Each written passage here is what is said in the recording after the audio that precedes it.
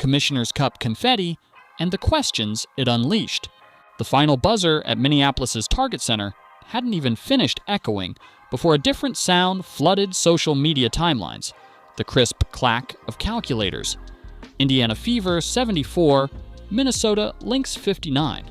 Sure, the scoreboard mattered, but the real headline blazed in dollar signs, $500,000 to be split by the victors. A mid-season trophy, a record purse, and one glaring contradiction. How could 40 minutes in July pay more than an entire championship run in October? That single, dissonant question ignited debate on talk shows, bubbled across group chats, and crept into locker room whispers, because hidden beneath the shiny $500,000 lay a deeper mystery. What exactly is women's basketball worth when the lights are bright and the cameras roll? And what happens when the answer changes faster than league accountants can sharpen their pencils? The cup that pays. To understand the storm, you need the origin story. The WNBA introduced the Commissioner's Cup in 2021 as a turbocharged sprint inside the regular season marathon.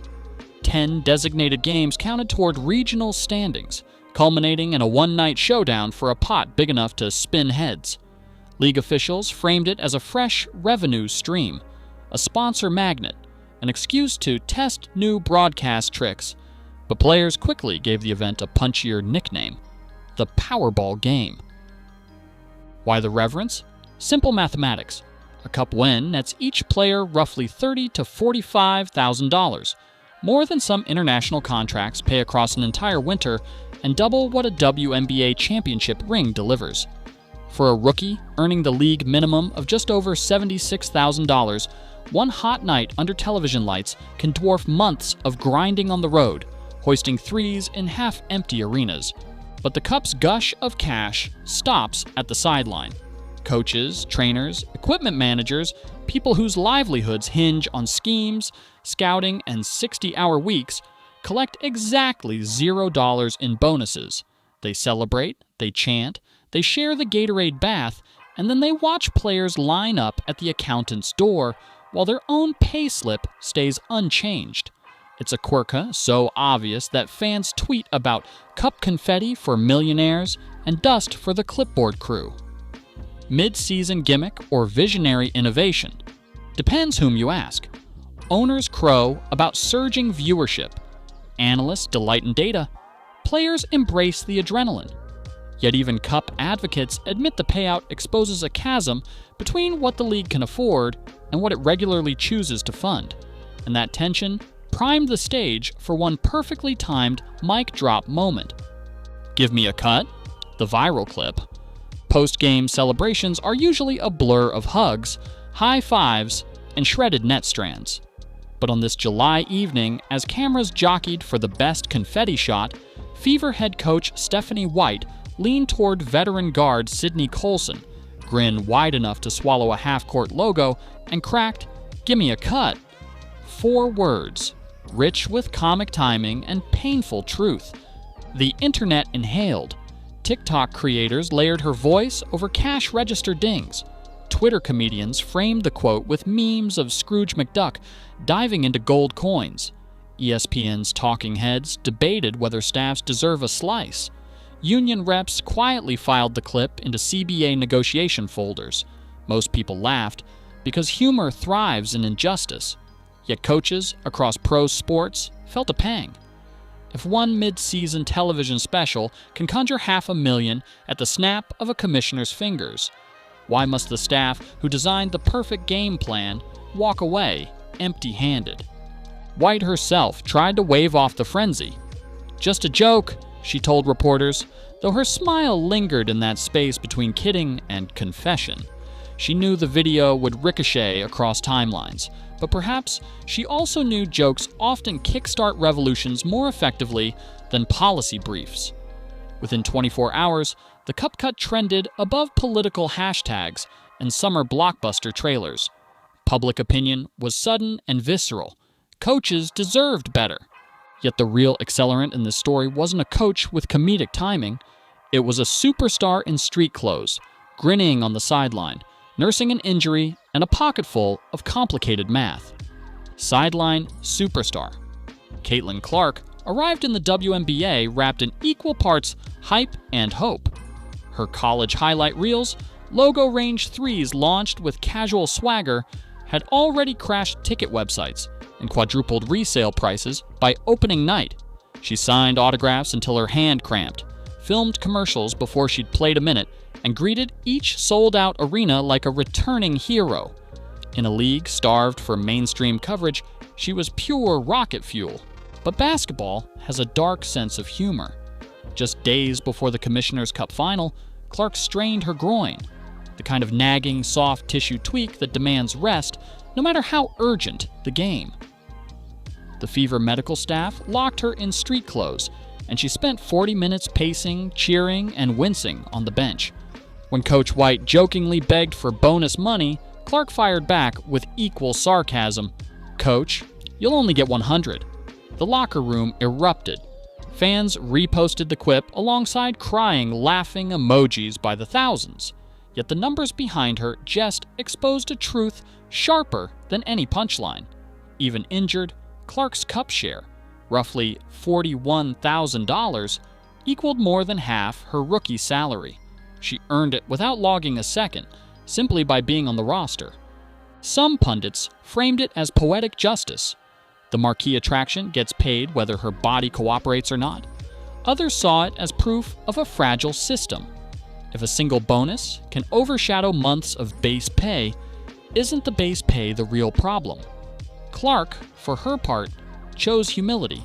She thanked teammates, praised trainers, and vowed to return smarter, stronger, and maybe with a better joke next time.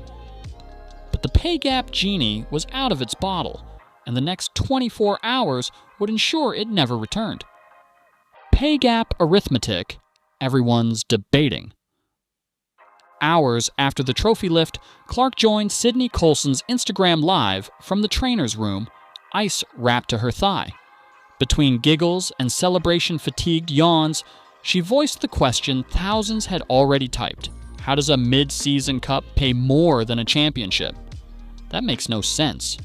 With that single line, she reframed the cup from novelty to negotiation bullet. Think about the math. The average WNBA salary hovers around $100,000, but many rookies earn closer to $76,000. Cup victory adds another 30+, an overnight 40% raise. By contrast, NBA rookies clear the WNBA average every week. Meanwhile, merchandise revenue surges, broadcast ratings brush shoulders with MBL, and corporate sponsors line up for jersey patches. In boardrooms, league executives tout that growth. On the ground, players shoulder weary travel days that still involve TSA lines and middle seats. They tape ankles in back-to-back cities, then scroll social media to see their highlights outperforming men's college clips. The contrast is fuel. The cup merely poured gasoline. At the heart of the storm lies the collective bargaining agreement, a dense document expiring on October 31st, 2025. Players have hinted, publicly and loudly, that they will opt out if charter flights, revenue sharing, and prize money reform don't materialize. Clark's viral remark and White's half-serious plea just handed the union fresh ammunition. No longer is the pay gap a theoretical pie chart. It's a crisp video montage punctuated by confetti cannons. Owners respond with caution. They brandish spreadsheets, warn of thin margins, and point to recent investment in league marketing. Yet social media sentiment, once a slow burn influence, now jolts balance sheets overnight. Sponsors smell authenticity. Fans demand conscience. Investors watch trending hashtags like weather forecasts. In that environment, ignoring the coach cut meme isn't just tone deaf, it's bad business. Olympic dreams deferred and rekindled. Rewind 11 months. When USA Basketball unveiled its Paris roster, Clark's name never appeared, replaced by seasoned veterans with international medals already lining their shoeboxes.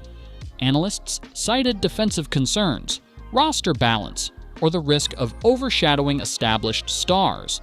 Fans, however, saw snub, snark, and sexism. hashtags ignited. Op-eds accused selectors of marketing malpractice. Mainstream morning shows debated a topic once confined to niche podcasts. Clark stayed diplomatic. No disappointment, she said at a packed presser, adding she'd use the summer to rest and get better at everything.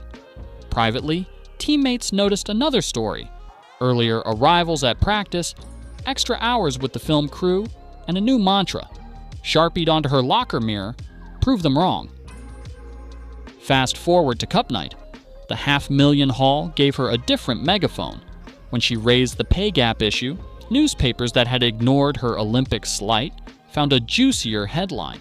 Suddenly, the rookie's voice wasn't pleading for a roster spot. It was out-arguing the league's wage structure with cold facts and a camera-friendly grin. She flipped the narrative from snubbed starlet to rising labor leader, and the transition felt as effortless as one of her 28-foot daggers. What's next?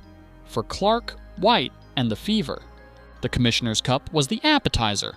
A 5-game homestand is the entree. First up, Las Vegas Aces versus Indiana Fever on July 3rd, billed by marketing execs as the league's Midsummer Classic. Ticket resale sites list courtside seats at prices usually reserved for NBA conference finals. ESPN projects ratings high enough to rival flagship MLB broadcasts. One viral joke and one seismic pay gap question turned a routine regular season date into primetime gold. But storylines loom beyond the scoreboard. Coach White must juggle minutes for a returning superstar while preserving her rehabbed groin. She must ride Cup MVP Natasha Howard's hot hand without overtaxing legs now 60 games into a year-round grind. She must plug defensive rotations that still leak when opponents slash baseline. And she must do it all while every post-game mic on the planet dangles, waiting for another soundbite about bonuses. Meanwhile, agents finalize sponsorship addendums. Union lawyers draft revenue-sharing models. Owners meet in closed-door summits to reconsider flight logistics.